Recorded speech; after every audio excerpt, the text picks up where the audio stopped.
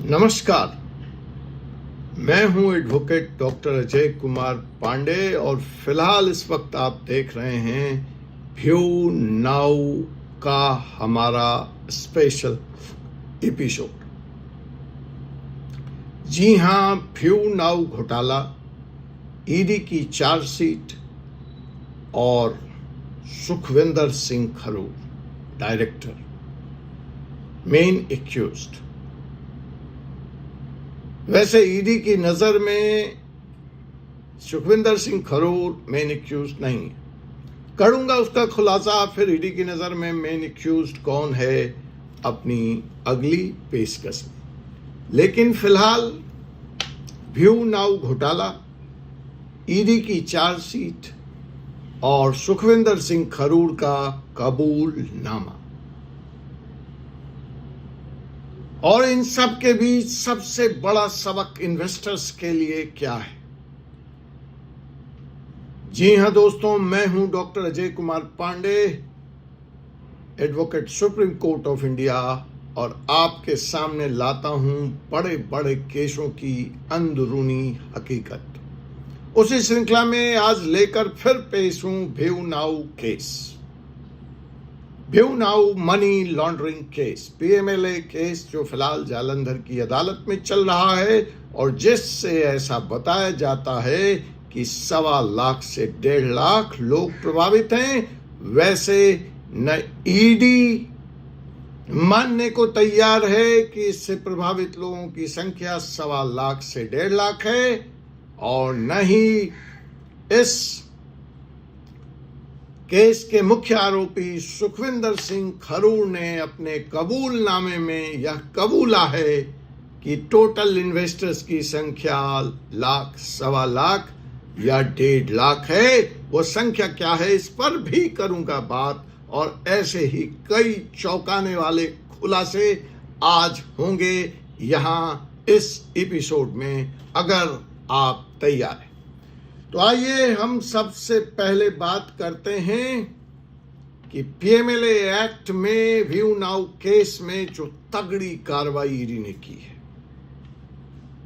आरोप है money laundering का, करोड़ों के निवेश के दुरुपयोग का, और आरोप है टेक के नाम पर, आरोप है क्लाउड पार्टिकल के नाम पर, और आरोप है स्टार्टअप के नाम पर लोगों को फंसाने का। और जनाब, आपको पता हो या ना पता हो, चर्चा सिर्फ 3 लोगों की इस केस में हो रही है या होती है।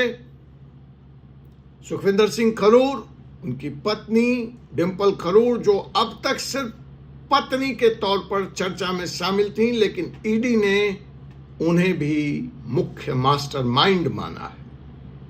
वो भी कंपनी की डायरेक्टर्स थी। ईडी ने उनके ऊपर भी गंभीर आरोप मनी लेयरिंग के लगाए हैं, मनी वैनिशिंग के लगाए हैं। तो खैर 3 ही लोगों की चर्चा होती थी, और तीसरे आरिफ निसार। आरिफ निसार कौन है, कहां से आए, क्या कहानी है इस तिकड़ी की। आरिफ निसार, डिंपल खरूर और सुखविंदर सिंह खरूर कहाँ मिले थे, ये कैसे बनी ये तिकड़ी, कहाँ से बनी यह योजना, सारी बातों को ईडी ने बड़ी गहनता से खंगाला है और लेकर आए हैं सच्चाई सामने। और जो मैं बार बार कह रहा हूं कि आप और हम समझते थे कि इसमें मुख्य रूप से 3 ही लोग हैं जो अरेस्ट हैं, लेकिन पर्दे के पीछे कहानी कुछ और है। ईडी ने अपनी चार्जशीट फाइल करने से पहले 250 पन्नों की 25 लोगों से पूछताछ की,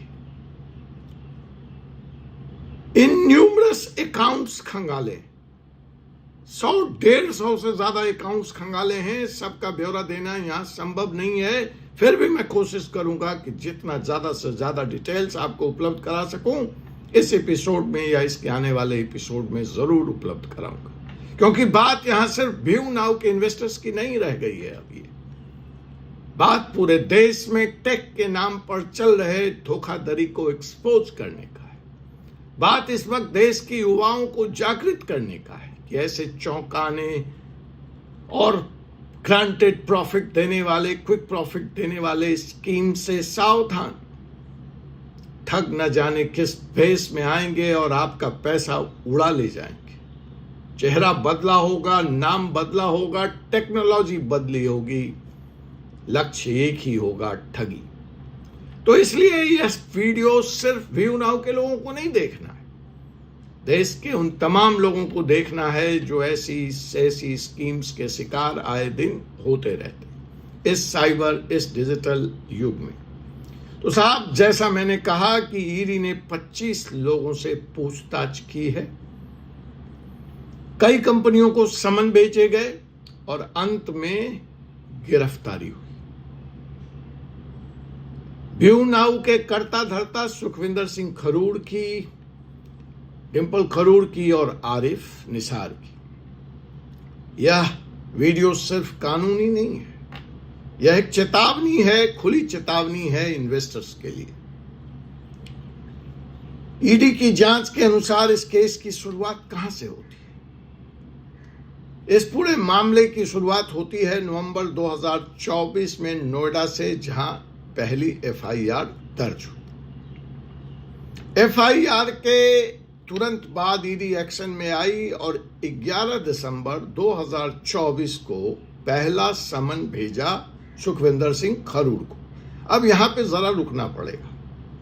बहुत सारे लोग आप मुझे वीडियो में बताते हैं या बताते रहे कि साहब फरवरी में अरेस्ट हो गए, वरना रेंट आ जाता, दिसंबर का रेंट नहीं आया, जनवरी का रेंट नहीं आया, शायद अक्टूबर से ही रेंट रुक गया था, एफआईआर नवंबर में हुई। मैंने कई बार बताया मई महीने में करोड़ों रुपए, 100-125 करोड़ रुपए कंपनी से निकाले गए, लेट किए गए, अलग अलग फॉर्म में निकाले गए।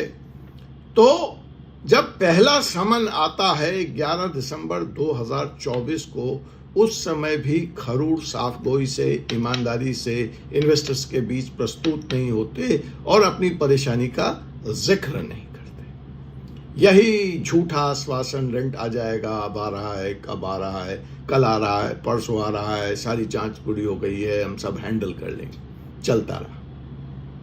आप में से कुछ लोग बताइएगा कि क्या आपने 11 दिसंबर या नवंबर के बाद भी कोई किस्त दी, कोई क्लाउड फाइनैंस खरीदा?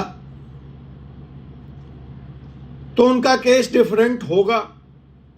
और आप में से वो लोग भी बताइएगा जो ईडी की कार्रवाई के बाद, मतलब पहली एफआईआर नवंबर के बाद, रेंट के तौर पर क्या कोई पैसा कंपनी से आपको मिला? कमीशन के तौर पर आपने क्या कोई पैसा कंपनी से लिया? खैर, वो विषय से हम थोड़ा सा अलग हो गए आपको वैल्यू देने के लिए, लेकिन जो पहली बात मैं हम कहना चाह रहे हैं कि 11 दिसंबर 2024 को पहली बार सुखविंदर सिंह खरूड़ को समन भेजा गया। दूसरा समन गया उनको 19 दिसंबर को, तीसरा समन गया 3 जनवरी को और चौथा समन गया 20 जनवरी को और पांचवा समन दिया गया 15 फरवरी को। इन पांचों समन की न सिर्फ अनदेखी करी खरूड़ ने, जैसा कि ईडी का आरोप है, ये आरोप नहीं है, ये तो खैर प्रूफ है, लेकिन जो आरोप है वो अगला है कि उसके बजाय वो इन्वेस्टिगेशन ज्वाइन करने के वो नेपाल के रास्ते भारत से भाग रहे थे। इसलिए उनको दिल्ली अंतर्राष्ट्रीय हवाई अड्डे से 28 फरवरी 2025 को ईडी ने गिरफ्तार कर लिया। तो इन 25 लोगों से जिनसे पूछताछ हुई है, आइए जरा उनके नाम का खुलासा कर दें, आपको पता तो चले क्या क्या चल रहा है पर्दे के पीछे। हो सकता है आप में से बहुत लोगों को पता भी हो, मुझे लगता है 1.25 लाख निवेशकों को यह नहीं पता है।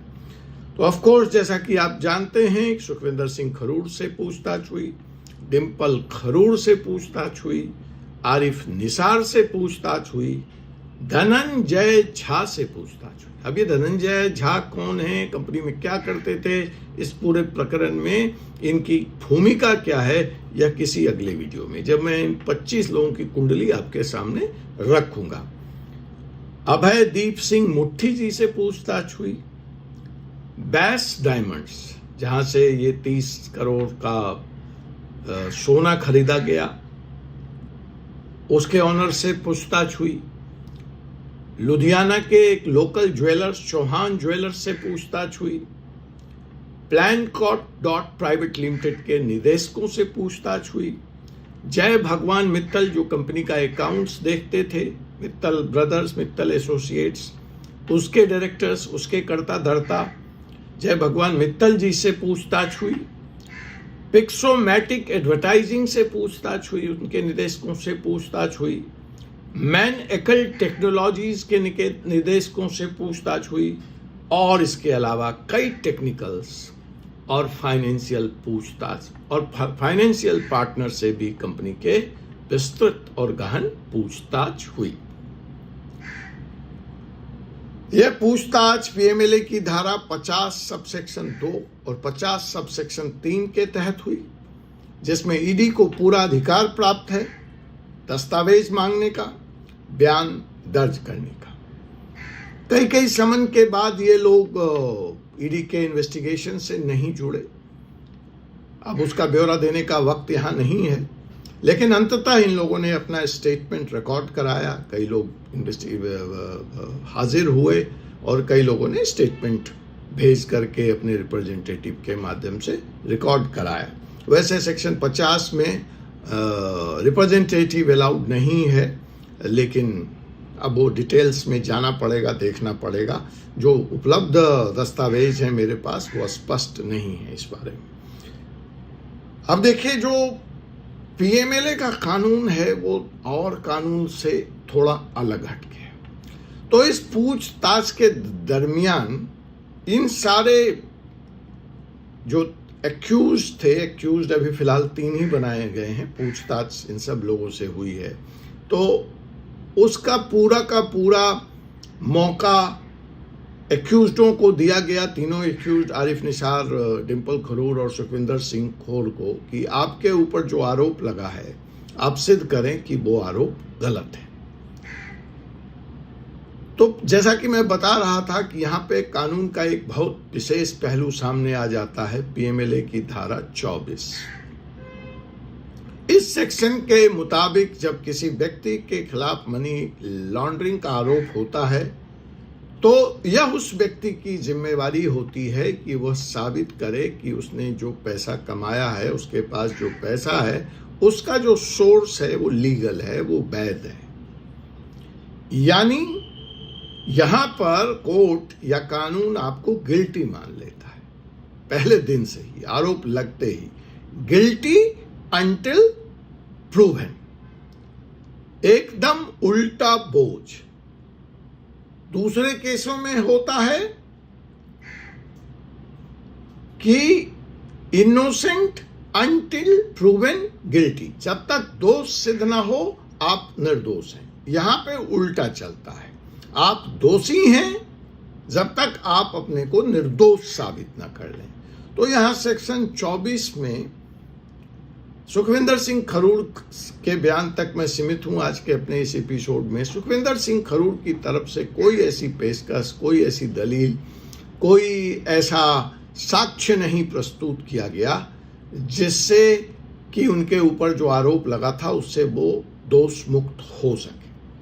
अब यहां पर सुखविंदर सिंह का बयान और डिंपल खरूर के जमानत के पेपर्स को देखते हैं, जजमेंट को देखते हैं, बिल्कुल एक साम्य है। वहां पे भी डिंपल खरूर के बेल की मांग की जाती है, लेकिन डिफेंस काउंसिल्स जो बचाव पक्ष के वकील हैं, जो पिटिशनर हैं वहां पे बेल के, वो इन आरोपों पे पूरी तरह से चुप है, मौन है, उसकी बात करते भी नहीं है। इसलिए जज साहब ने जो डिसीजन पास किया उसमें इस बात पे बड़ी सख्त टिप्पणी की है कि आप टेक्निकल ग्राउंड पे तो बेल मांग रहे हैं कि गिरफ्तारी कब हुई, कैसे हुई, गलत हुई, महिला के साथ गलत हुआ वगैरह वगैरह, लेकिन जो आपके ऊपर ईडी का आरोप है उसके बारे में आप कुछ भी नहीं कह रहे।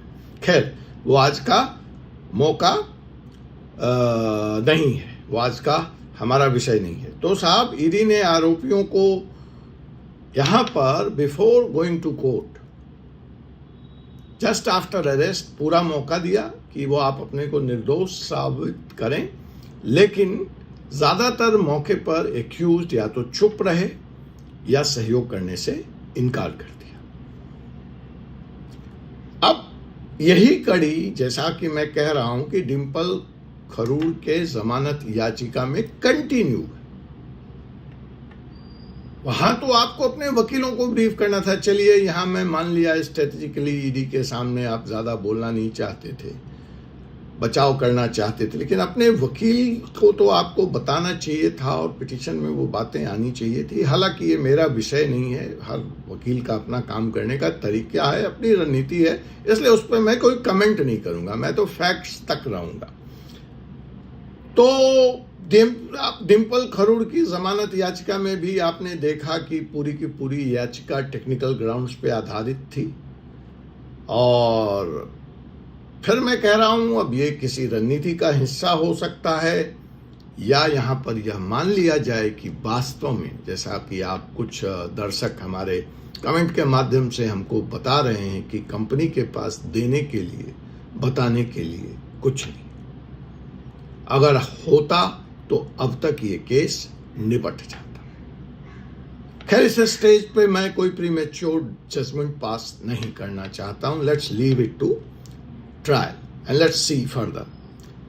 तो यहां पर हम सीमित रहते हैं सुखविंदर सिंह साहब के कबूलनामे पर, सुखविंदर सिंह साहब के स्टेटमेंट पर। तो मुख्य आरोपी हैं सुखविंदर सिंह खरूड़। ईडी ने खरूड़ से 28 फरवरी से लेकर 12 मार्च 2025 तक 9 बार, कुल 9 बार उनसे गहन पूछताछ की और हर बार का उनका बयान लिखित रूप से ईडी ने दर्ज किया। अब उनके पूरे बयान तो लंबे 8-10 पेजों तक जाते हैं, उसको इस वीडियो में कवर कर पाना संभव नहीं है, लेकिन आपकी डिमांड रही तो यह श्रृंखला जारी रहेगी। फिलहाल जो मुख्य बातें इस बयान से सामने आई है, जिसके बारे में हो सकता है आपको अचंभा हो सकता है आपको जानकारी हो, लेकिन मेरे लिए तो ये नया विषय है। और जब मैंने शुरू में ये बात कहा था तो मुझे बहुत ट्रोल किया गया था कि आपको पता नहीं है सुखविंदर सिंह कौन हैं, आपको पता नहीं है सुखविंदर सिंह का टेक्निकल बैकग्राउंड क्या है, वो कितने बड़े मास्टरमाइंड हैं आईटी के, सॉफ्टवेयर के, दुनिया के, और क्या क्या बातें मुझसे कही गई थी। खैर, एजुकेशन का स्टार्टअप से, आइडिया से कुछ लेना देना नहीं होता है, लेकिन जो बैकग्राउंड है सुखविंदर सिंह खरूड़ का वह यह है कि वो मात्र एक ITI पास आउट हैं। 99 में इलेक्ट्रॉनिक्स में उन्होंने 2 साल का डिप्लोमा किया है, दून पब्लिक ITI देहरादून से। सिर्फ 2 साल का ITI। उसके बाद वो मोहाली आते हैं, जहां वो फ्रीलांस वीडियो एडिटर, हमारा ये जो एपिसोड बनता है, बनाने के बाद, रिकॉर्ड करने के बाद मैं ये किसी को दे देता हूं, वो इसको एडिट करता है, इसमें एडिटिंग अपना हेडिंग वेडिंग डालता है और फिर यह लोड करता है। तो ऐसी ही एडिटिंग न्यूज़ चैनल के लिए होती है, गाने के वीडियो के लिए होती है, फिल्मों के लिए होती है। तो वहाँ पे वो फ्रीलांसिंग तौर पर वीडियो एडिटर का काम शुरू करते थे और कुछ ऐसी कंपनियां थीं, साया फिल्म्स, इनग्राफ्ट फिल्म्स, उसमें उन्होंने काम किया। उसके बाद वो एक टीवी चैनल से जुड़ गए जहां वो टेक्निकल हेड के तौर पर काम करते थे और वहीं उनकी मुलाकात उनकी वर्तमान पत्नी डिंपल खरूड़ से हुई। तो वो भी आप समझ लीजिए कि इसी टेलीविजन फिल्मों की लाइन से जुड़ी हुई थी और ऐसा ही कुछ वीडियो एडिटिंग का काम करती थी। उसका खुलासा फिर मैं करूंगा। उसके बाद सुखविंदर सिंह खरूड़ ने कई फेल्ड इंटरप्राइज, कई स्कीम्स लाए, जिसमें टीवी चैनल खोलना, टेक प्लेटफॉर्म बनाना, एडवर्टीजमेंट का प्लेटफॉर्म बनाना, क्लिक मॉडल बनाना, लेकिन वो सारे फेल हो गए। इस प्रोसेस में उनको गाजियाबाद में कुछ और लोग मिले। इनकी मीटिंग का दौर शुरू हुआ, रेडिसन होटल है यहाँ पे गाजियाबाद में, वहाँ से बैठक हुई और फिर मिलाकर फाइनली ये आइडिया क्लाउड बिजनेस का क्रिस्टलाइज हुआ। एक ऐसा मॉडल जिसमें टेक्नोलॉजी, डेटा और फाइनेंस सबको बढ़िया से मिलाया गया, इसको आकर्षक बनाया गया, इसको अट्रैक्टिव बनाया गया और यहीं से शुरू होती है वह कहानी जिसने हजारों नहीं लाखों निवेशकों को आकर्षित किया पढ़े लिखे डॉक्टर, इंजीनियर, वकील भी नहीं बचे। जो दूसरों को बचाने का जिम्मा लेते हैं वो भी फंस गए इस आकर्षक जाल में और गवा बैठे अपनी मेहनत की कमाई। तो वो कौन कौन से वकील हैं, उनके नामों का भी खुलासा होगा। वो साथ नहीं दे रहे थे, ये मैं पहले आपको बता दूं, स्पष्ट कर दूं, बेचारे फंस गए, उन्होंने भी अपना पैसा लगा दिया। अच्छा, इस पूरे प्रकरण में एक बड़ी इंटरेस्टिंग बात और आई समझ में। जैसे ही सुखविंदर सिंह खरूड़ का नाम जब सामने आया तो मुझे ये चेहरा बड़ा जाना पहचाना और ऐसा लगा कि मैं इनको जानता हूं, मैं इनको कभी मिला भी हूं। तो करेंगे खैर उस बात पे चर्चा, वो यहां विषय नहीं है। और इस मॉडल के पीछे और असलियत क्या क्या है हम करेंगे उजागर उसको अगले वीडियो में। लेकिन फिलहाल दो बातें स्पष्ट कर दूं कि जो बयान सेक्शन 50 के पीएमएलए के तहत लिए जाते हैं, खास करके ड्यूरिंग इंट्रोगेशन, ड्यूरिंग अरेस्ट, वो कोर्ट के लिए फाइनल कन्फेशन नहीं माने जाते। तो अपने बयान में सुखविंदर सिंह खरूड़ चाहे जो भी कह रहे हों, कबूल कर रहे हों, वो अपनी जगह है। लेकिन कोर्ट में जब वो बयान जाएंगे तो ईडी उस बयान के आधार पर सुखविंदर सिंह खरूड़ को सजा नहीं करा सकती, क्योंकि वो फाइनल कन्फेशन नहीं है। ये अलग बात है, ये एक विषय का बहस है, टेक्निकल विषय है कि जो हवालात में या जेल में पुलिस के सामने बयान दिए जाते हैं वो तो बिल्कुल आउटराइट प्रूवन है। लेकिन ईडी के सेक्शन 50 के बयान ड्यूरिंग ईडी कस्टडी, इस पे बहस जारी है। लेकिन मोटे तौर पे फाइनल कन्फेशन नहीं है। वहां पे सुखविंदर सिंह खरूड़ डिफेंस ले सकते हैं, उनके लॉयर्स डिफेंस ले सकते हैं। लेकिन ये बयान ईडी के आगे बहुत अहम होते हैं। यही बयान आधार बन जाते हैं आगे की जांच की, डॉक्यूमेंट्स की रिकवरी की, ट्रांजैक्शन ट्रेसिंग की और गवाहों के आपस में लिंक जोड़ने की। और फिर इससे कड़ी दर कड़ी एक मजबूत केस तैयार करती है ईडी और फिर उससे निपटना हो जाता है मुश्किल। भले आप अपने बयान से रिट्रीट कर जाएं, रिफ्यूज कर जाएं, कहें दबाव में लेके लिखवा लिया, चलेगा। तो ये सारे तत्व अगर ईडी जोड़ने में सफल हो जाती है और बयान गायब भी हो जाता है तो एक स्ट्रॉन्ग कन्विक्शन का फाउंडेशन तैयार हो जाता है केस में। तो सवाल अब यहां पर उठता है कि क्या इस केस में ईडी ठोस केस बना पाई? इस केस ने, इस पर चर्चा जारी रहेगी, लंबी चौड़ी चार्जशीट है और बातें होंगी। लेकिन इस केस ने हमें दिखाया, सिखाया कि कैसे एक तकनीकी विचार, बड़े बड़े वादे और ग्लैमर के पीछे छुपा हो सकता है करोड़ों का गेम प्लान। मैं doctor Ajay Kumar Pande, supreme court advocate, अगली वीडियो में लेकर आ रहा हूं व्यू नाउ स्कैम का अगला एपिसोड, क्लाउड बिजनेस का सच या डिजिटल धोखे की नई टेक्नोलॉजी।